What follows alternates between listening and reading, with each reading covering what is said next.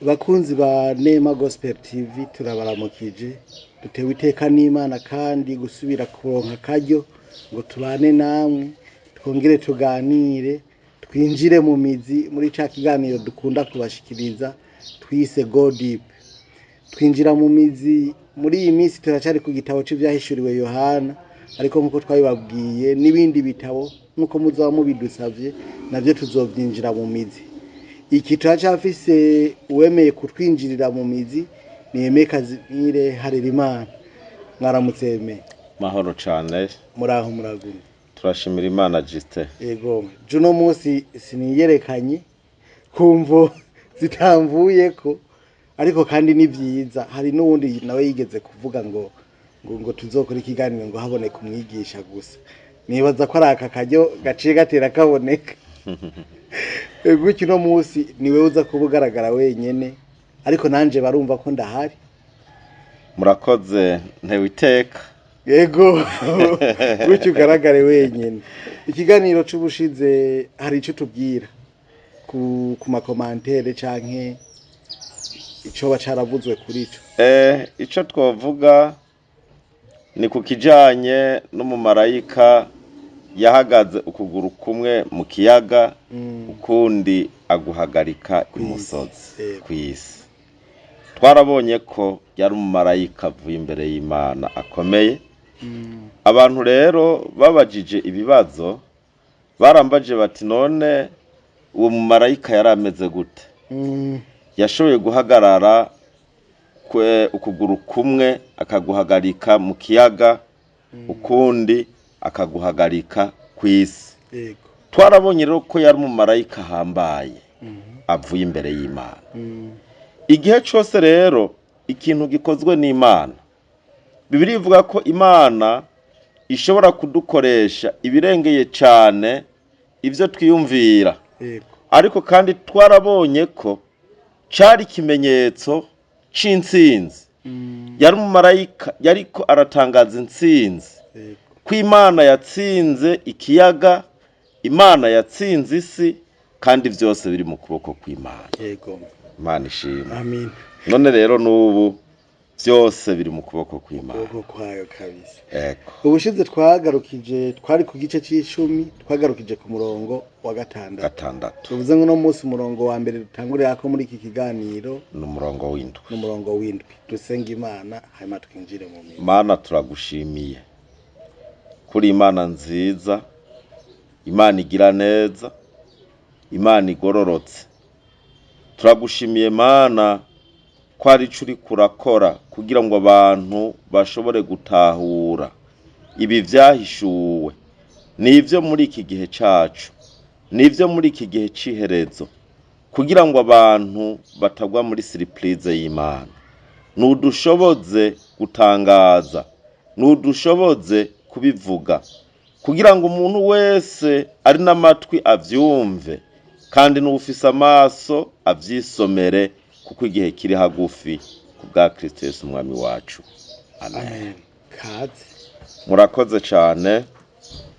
Nkuko twabivuze turi mu gice ca 10 ciki gitabo c'ivyahishuriwe Yohana. Twarabonye ko nabibutse ko iyi episode nayo turimwe ari episode ya 30 y'iki kiganiro God Deep. Murakoze. God Deep ya 30. Twarabonye muri iki gice ko ari umumarayika yaramanutse avuye imbere y'Imana afise agatabo. Kandi twarabonye ibitari bike, aho twabonye ko gushika kuri umurongo wa 6 umumarayika ariko aravuga yuko hasigaye igihe gito ibi bintu bitagitevye, ibi bintu bigiye gushika. Abantu bavuga bati umuhero uba ku muntu, abantu bavuga bati ubutumwa twama twabwumvise nta gihinduka. Ariko ngaha turiko turabona Yohana ariko aratubwira ko biri hafi gushika bitagitevye, ivy'Imana yavuze bigiye gushika, kandi atakibuza na kimwe kw'ivyo bintu bizoshika. Ku murongo w'indwi rero no tugira tubandanirize haravuga ngo ariko mu minsi y'ijwi ry'umumarayika w'indwi aho azoba agira avuze inzamba niho ibanga ry'Imana rizoba riherahejwe nk'uko yabariye abasavyi bayo ubutumwa bwiza nibo bavugishwa nayo. Ariko mu minsi y'ijwi ry'umumarayika w'indwi ibi vyerekana igihe inzamba y'indwi izoba ivugijwe. Niho ibanga ry'Imana rizoba riherahejwe. Iri jambo ibanga mu kigiriki ni mysterion, risobanura ngo icukuri ko mu mubiri woshobora kugitahura gusa biciye mu guhishurirwa n'Imana. N'intumwa Pawulo aravuga ivyerekeye ibanga ry'Imana ubisomye hariya mu gitabo c'Abakolosayi igice ca 2 n'umurongo wa 2. Ibanga ry'Imana hagati y'ibindi bintu harimwo n'ukudashobora gutahura vyinshi mu vy'Imana ikora n'ibikorwa vyayo. Akarorero, umuntu ntashobora gutahukirwa igituma Imana ireka urupfu rukaguma ruriho, canke igituma umugororotsi ababazwa kandi umunyantege nke ariko aramererwa neza. Akarorero, umuntu ntashobora gutahukirwa igituma Imana ireka urupfu rukaguma ruriho, canke igituma umugororotsi ababazwa. Ibibazo kweri naje ndagifise kirancanga kandi umunyantege nke akamererwa neza. Turiko turavuga ingene ibanga ry'Imana rigoye gutahura. Ubiravye neza, urupfu rwazanywe n'icaha Adamu yakoze.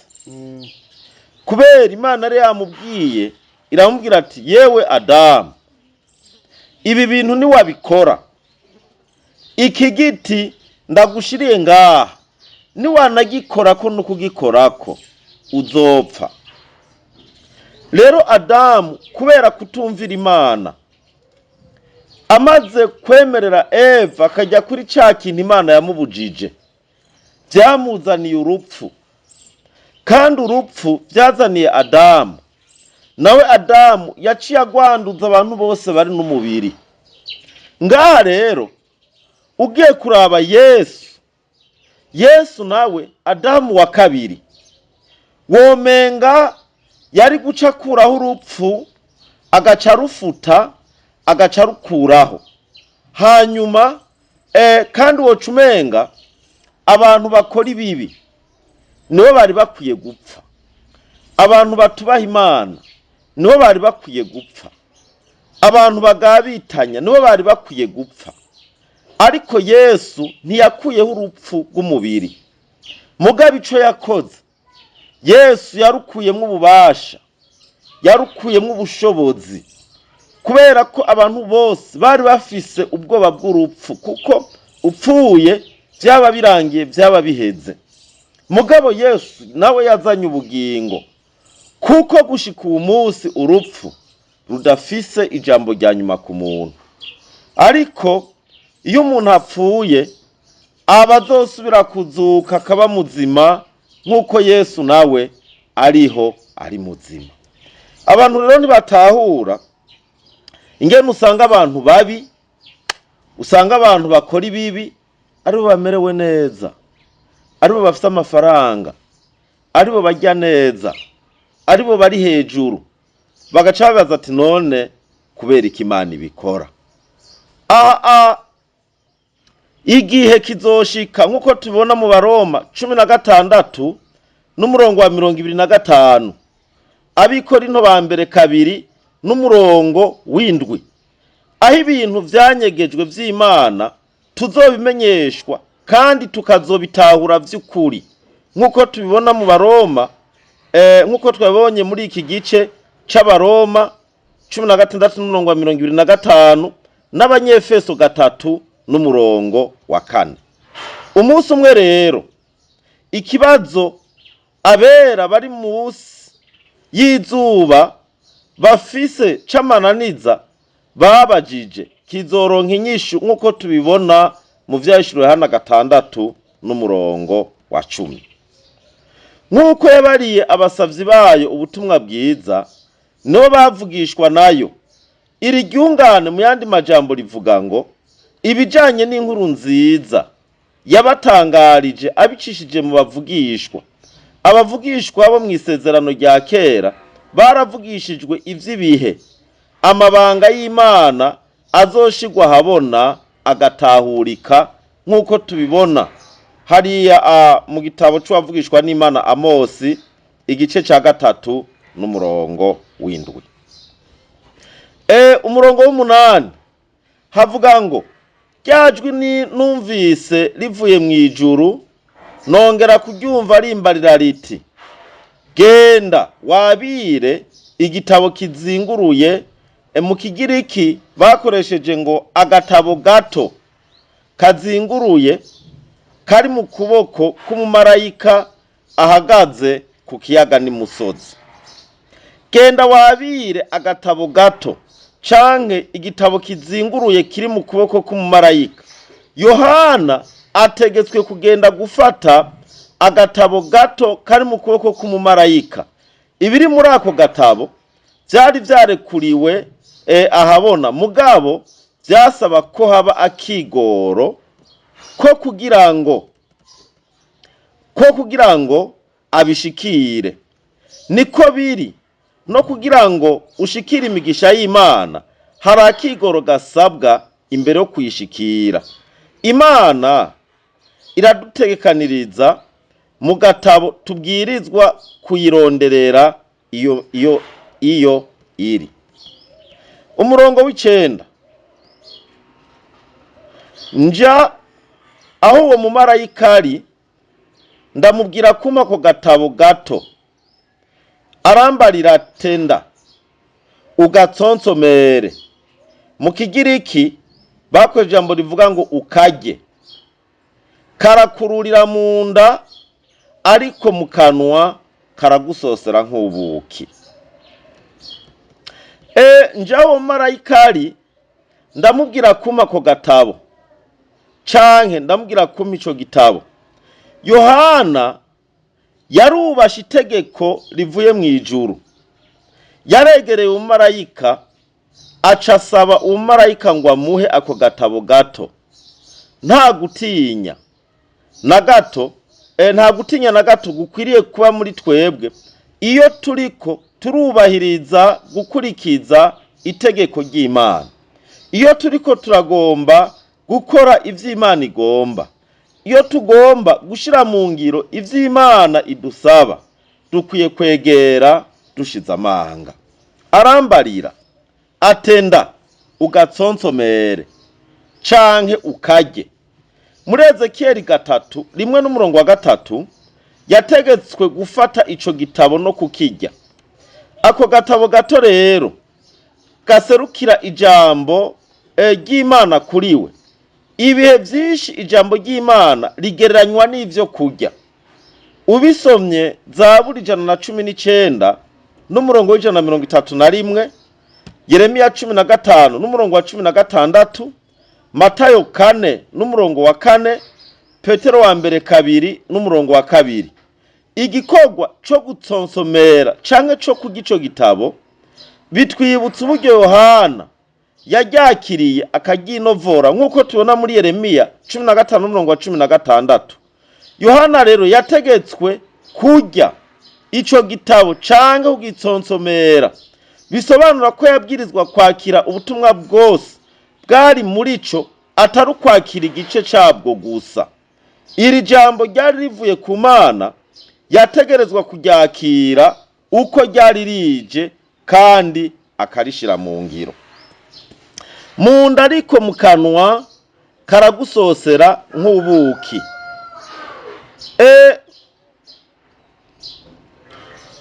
Agatabo gato Yohana yategetswe kurya kazoba nk'ivyo kurya bimwe bimwe. Iyo uvyumvirije biryoha, ariko umaze kwifungura bica bidurumbanya mu mushishito, hanyuma bigatera iseseme ribabaza. Kumviriza canke guhonja ico gitabo wumva gisosa, ariko inyuma mu kugiyumvirako ugasanga rirarura. Ijambo rivuye ku Mana rirasosa nk'ubuki, ariko kandi rirafise ukuri kw'Imana kubishe kujanye no guca imanza kwayo kurorerewe. Aha rero iyo turiko turakira ijambo ry'Imana, abantu bose baba baryohewe, abantu bose bamerewe neza, ariko hageze ko dushira mu ngiro ico ijambo ry'Imana rivuga, usanga mu nda rirura, usanga umenga ni kigoye, usanga umenga birakomeye. Nico gituma abantu benshi bama bariko barumva ijambo ry'Imana, ariko gukora ico ijambo ry'Imana rivuga bikabananira. Niyo mpamvu usanga abantu baryoherwa bariko baratazira Imana, bariko bararirimbira Imana, bariko baravuga Imana, ariko ugasanga ivyo bakora biratandukanye cane n'ivyo ijambo ry'Imana rivuga. Kuko mu kanwa kubivuga birasosa, kubivuga biraryoshe, ariko gushira mu ngiro ico Imana ivuga usanga bigoye. Kandi abo bantu na Yesu yarabavuze ko, yavuze ngo abo bantu banyubahisha iminwa yabo, ariko imitima yabo ikaba kure y'inyonga zanje. Mana utabare cyane, ntibigera bagomba gushira mu ngiro ico ijambo ry'Imana rivuga. Biratangaje rero kubona nk'aha mu gihugu cacu abantu hafi 90% bitwa ba Kristo barumvise ijambo ry'Imana. Iyaba abantu bafata iri jambo ry'Imana bakarishira mu kibanza ribereye, bakarikorera ico rivuga, bagakora ivy'Imana igomba ko bakora, nukuri iki gihugu kiba kimeze neza. Ariko usanga abantu bankana ariko bakavuga ijambo ry'Imana, usanga abantu basambana bakavuga ijambo ry'Imana, usanga abantu baboregwa bakavuga ijambo ry'Imana, usanga abantu biba bakavuga ijambo ry'Imana, usanga abantu barementanya bakavuga ijambo ry'Imana, usanga abantu bagunga ivy'abandi ariko bakavuga ijambo ry'Imana. Kubera ko ku munwa rirasosa, ariko mu nda rishitseyo n'umururazi. Umurongo w'10 havuga ngo, nabira ko gatabo ngakura mu kuboko k'umumarayika ndagatsonsomera, mu kanwa kansosera nk'ubuki, maze kukarya mu nda hacika umururazi. Nabiraho gatabo ndagatsonsomera canke ndakarya. Mu gihe Yohana yari amaze kurya ko gatabo, byamubereye nk'uko umumarayika yavuze uko bizomumerera. Ijambo ry'Imana Yohana ryaramusoseye kuko ryari ryuzuyemwo amasezerano, ijambo ryo guhimbaza ry'intsinzi, ugushirwa mu ngiro kw'isezerano ryo mu bihe vya kera. Ariko naho vyaruko, ijambo ryararura kuko ryavuga uguca imanza kw'Imana kwari kugiye gusukwa kw'isi. Umurongo wa 11 niwo tuza kurangiriza ko iki gice ca 10 c'iki gitabo. Havuga ngo, arambarira atukwiye kuzosubira kuvugishwa ivy'amoko menshi. Mu Kigiriki bakoresheje ijambo rivuga ngo imbere y'abantu benshi, n'amahanga menshi, n'indimi nyinshi, n'amadini menshi. Arambarira atukwiye kuzosubira kuvugishwa. Yohana yahungiye mu kizinga ca Patimo, azira ugushingira intahe Kristo kwiwe, ariko n'ubundi yararosa kandi karyo ko kugabura ijambo ry'Imana. Mbega uku kuntu ibintu byomwongeyemwo intege, uguhungira mu kizinga ca Patimo ntikwazimije umuriro wari muri Yohana gusangira n'abandi ivy'ukuri kw'Imana. Ni vyiza kandi kumenya ko Yohana amaze kuronka ubutumwa bwari muri ako gatabo yategerejwe kubusangiza n'abandi uko tubibona hariya mu gice ca mbere c'iki gitabo c'ivyashuro Yohana igice ca mbere n'umurongo w'8. Imbere y'abantu benshi canke ivy'amoko menshi n'amahanga menshi n'indimi nyinshi n'abami benshi, iryungane abantu benshi rivuga isinzi ry'abantu utaravye ubwene bw'igihugu bwabo, amoko menshi, indimi nyinshi, bishaka kuvuga kandi umugwi w'abantu batavuga ururimi rumwe. Abami benshi bishaka kuvuga abatwara ibihugu bitandukanye. Ni muri ubu buryo rero ubutumwa Yohana aronse buzomenyekana mu ndimi nyinshi, mu mahanga menshi, bo mu mibano n'ubutunzi ku ngero zitandukanye.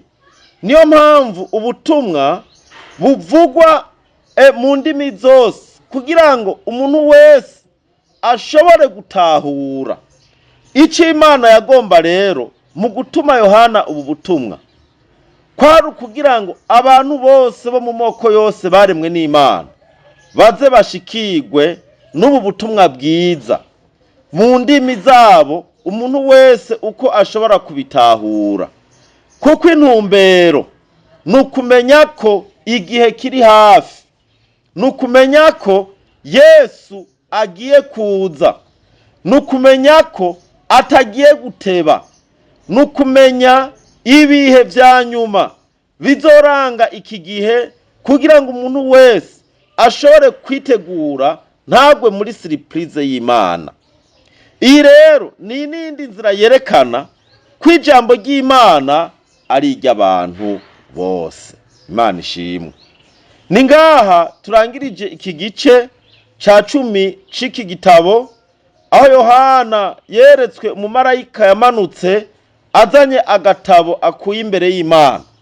None rero n'ubu nahawe wewe udukurikirana uko bukeye uko bwije. Ibi turiko turavuga si kera, wo kwiyumvira ngo byavuzwe kera, ariko nagira ndakubwire nk'uko twabibonye ko turi mu gihe ca nyuma kigereranywa n'ishengero ry'indwi rya Laodikiya, ko atakindi gihe kiri nyuma gisigaye, ko Umwami Yesu Kristo agiye kuza kugira ngo atware ishengero, arijane kuruhuka imibabaro yo muri ino si, arijane kurihanagura amarira ryarize, arijane guhabwa ingero y'ivyo bakoze. Nuko ntibizoteba rero nk'uko Yohana bivuga, kare cane, vuba cane, Yesu ari hafi ku rugi kandi azojana abihanye bakamukurikira neza, abumvise amajambo y'Imana. Imana ibahezagire. Amen. Turagushimiye cyane Eme, ugize neza kuri iki kiganiro muduhaye, kandi tubyigwe ko tubwira abakunzi bacu ko igice c'icumi giheze. Ubutaha muri episode ya 31 tuzoba dutanguranye n'igice ca 11 n'umurongo wa mbere muri iki gitabo cy'ivyahishuriwe Yohana. Umwami Imana akomeze kubahezagira. Hanyuma ufise ikibazo birarekuwe kubaza, haba muri commentaire canke ku nimero izo dushira ko munsi mushobora guca ko mukabaza. Murahawe ikaze cyo kimwe n'uwo kwifuza kubana natwe muri uyu mwanya tuba tuzadutegura iki kiganiro, kugira ngo ikibazo yoshima kubaza ikiganiro kikiriko kiraba inyishu ayironke sur place. Umwami Imana abahezagire. Murakoze.